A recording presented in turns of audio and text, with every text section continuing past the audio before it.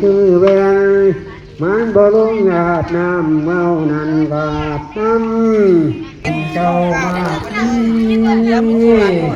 อันมันกุศลมีสมองไป เหรียญน้อยสลากเหรียญน้อยนะครับตอนนี้จะหมดแล้ว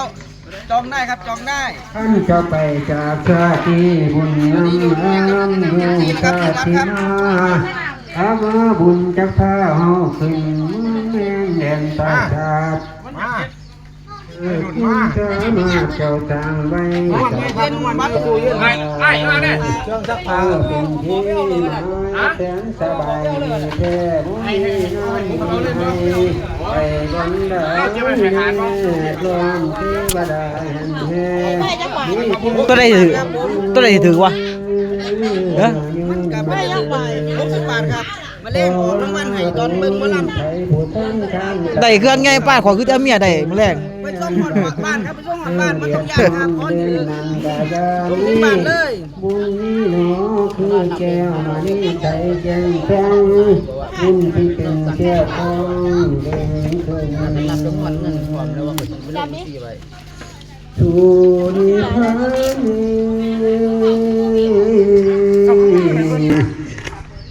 ที่ทำแล้วพาวิ่งไว้แค่เจ็บตายบ่มีไผอีกได้ไปเทร่างกาย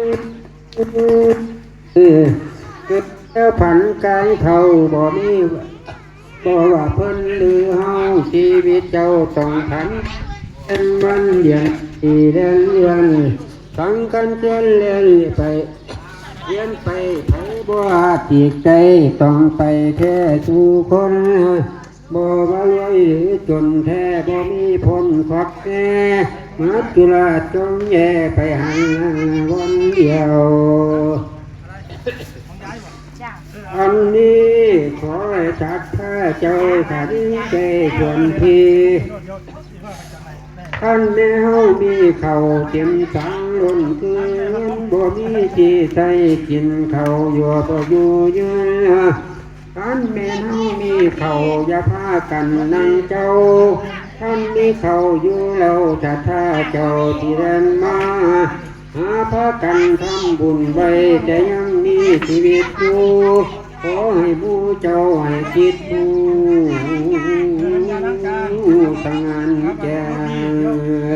ที่หมดยังตัวว่ายืนยงคงมันทั้งแต่ดอกกินไปขอให้พากันเฮ็ดบุญเยอะกุศลเข้าไว้พอที่ใดแม่นเพิ่น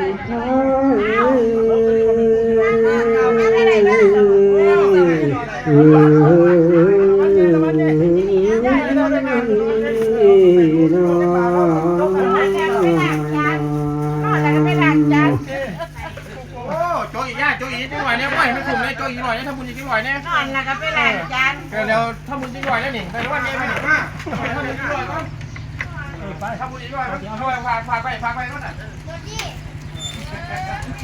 ทำบุญอีกหน่อยเนี่ยคือจะแบ่งเลยมาซองใหญ่เป็นซองหน่อยเป็นซองใหญ่อันเดียว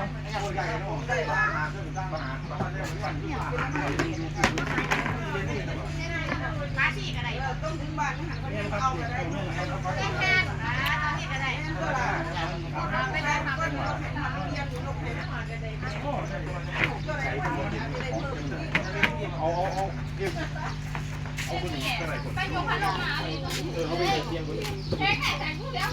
รับขอโทษขออภัยเนาะทางรายการเนาะครับเขียนเทศกระโปรงหัวกระโปรงมอนดอกแต่ว่ามันกะผู้กิจกรรมผู้ที่มาบริจาคคือจังกับพิษกับปอยนะครับมาแต่ละคนก็เลยเด็กเทศเงาๆให้ผลบุญแจงเท้าดาวบดพี่น้องที่เดินทางไกลไปมากไว้พรเชิญเขามาทำบุญในวัดในว่าของเฮาเนาะครับเพราะว่ามื้อนี้มันบุญมันเกิดกระเจิดแต่เกิดมหาศาลทุกสิ่งทุกอย่างได้จากพุทธศาสนาของเฮาขันบ่มันตามีขันบ่เทศมันบ่เป็นวัดมันว่าคือว่าเป็นบุญได้ยินได้เสียงวอนเพิ่นเทศอะไรเราบ่ฮู้เขามามันก็คือว่าบุญ มิฉะนั้นแต่ที่เว้าเรื่องเหตุการลมการตายเทศนาเนาะครับเนาะต่อเรื่องต่อนิทานไปอันนี้เรื่องตายของคนนี้ตายยากตายจากกันไปตายยังไว้รถตำรถยาตายเท่าตายเย็นตายกลางเวกลางคืนกลางค่ำตายชอบทำแขนหักขาหักตายย้อนเสียงจากตายใดตายดีตายดีสงสารตายข้างใจลูกตายเพราะถูกเขาฆ่าเขาฟันตายดันทุรังตายเท่าตายแก่ตายย้อนแหออกลูกข้าคันตายปัจจุบันทับลงอัดตับตายคนตายหายตัดสบายนอนอยู่ตายแล้วตายจากตุกแก้วพี่น้องวงศา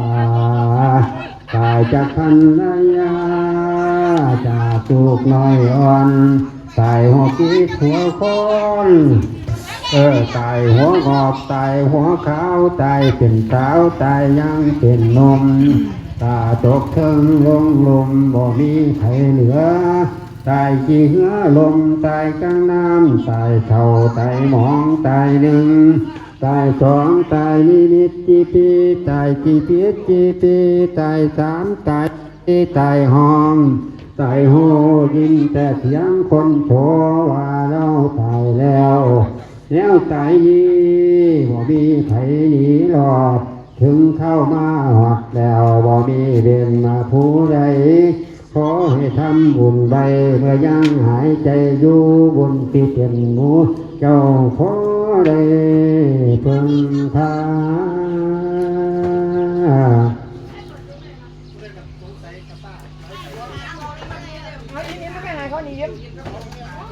พี่น้องอันว่าตัณหานี้ทำทัดที่ลืมขาดความยับยั้งบอกฟังแล้วนะแม่ถอยนี่เจ้าอันทนเห็นบ่เห็นยังจนหอบกันสันพ่อแม่ที่เก้าเอาโตเจ้าเป็นบ่เห็นก็มีทุกข์บนโตกาให้คือเพิ่นย้อนตัณหาเจอเพิ่นอยากได้ตัณหาเขาครอบงำอยากทำงานอยากทำดีติดบ่ดีเป็นทุกข์จริงอยากไปร้ายเลยทุกข์พวงคือที่คือบาปคิดเอาคิดเอาเห็นเอาบ้านหน้าสวนหัวให้เลี้ยวอยากได้เห็นแล้วปวดตาตันตัณหานั้นมันเป็นยังตามมาตัณหาแพ้ทิ้งข้าเขาปั่นนำแม่ทะเลกามาตัณหาเข้าไปในส่วนกายาก่อนพากันหลงว่าตนอยากงามแท้ขันบ่หาทางแก้กามาคุ้มตัวไงหากเป็นโลหากไปลงอยู่เลยพาเขาหมองภาวะตัณหาให้ก็ได้หมอนนอนก็เว้นนอนมือเนาะนอนเบิดมือเว้นละมือนี่ยังคงรอมีภาวะตัณหาได้เพราะเราบ่ได้นอนได้คือได้หมอนนอนยังก็เว้นเนาะเนี่ยกินขาดเลยหัวใจนอมันเฉยบ่อยากเลยถึงที่เป็นไทยพร้อมฟ้าอยู่ทั้งฟ้าเป็นเทวดาโอ้ยไหลเกือบใจวิลาตายอยากว่าโอ้เจ้าใจอยู่เฉยปัญหาความยังนี้มันต่างกันทั้งหญิงชายให้ระวังเอาไว้ปัญหาต้องคนเข้ามาแล้วบอดทีได้หัวนอนยังเว้นอีกได้ยันพาตัวตกตำย้ายความโลภเข้าตัวเจ้าเก้าจีเป็นนายีจิตโตจำติดไปน้ำตลอดเลยมอดสันฟ้าตนากวาง ทางก็มีเขาบอกให้